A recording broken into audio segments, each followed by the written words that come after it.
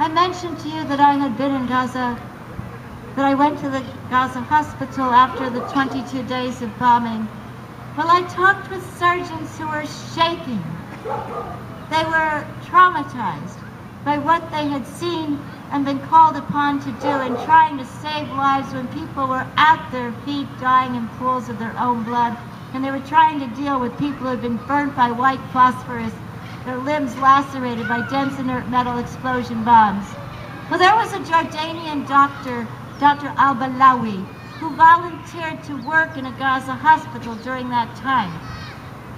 After he'd been interrogated in Jordan and then said goodbye to his family, he went to Pakistan. He went to Pakistan after the United States drones had tried so hard to kill a particular high-value target, Baitullah Mehsud, that for 15 different attempts they failed, but on the 16th try they got him. He was on a rooftop. He appeared on their screen. He was with his mother-in-law and father-in-law and his wife. He was hooked up to an IV machine, and the mother and father-in-law were both doctors. They were trying to heal him. He was very, very sick. So the United States drone operators now had their guy. They activated the kill chain. They bombed the house, and the mother and the father-in-law and the wife and Baitullah Mehsud were all killed. The Mehsud clan then appointed Hekmullah Mehsud.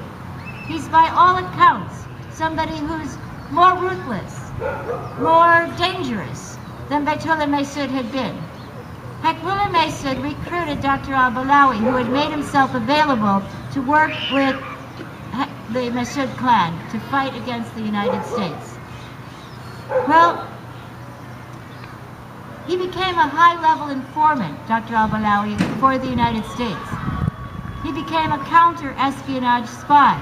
He fed the United States information about so-called high-value targets, and the United States CIA agents were thinking, this is great. We're finding out who the main people are, but in actuality, as they were bombing different high-value targets, they were actually eliminating Hekmullah Mehsud's rivals, whom he wanted to see, quote, taken out. So this happened again and again. Dr. Al-Balawi won the confidence of the CIA agents, and then he said, I have some particularly valuable information to share with you, but really I must sit down with you. So they said yes, and they bought 7 of their top-level CIA agents, although some were only in their 30s, and they sat down waiting to meet with Dr. Al-Balawi, and he was outfitted with a suicide vest.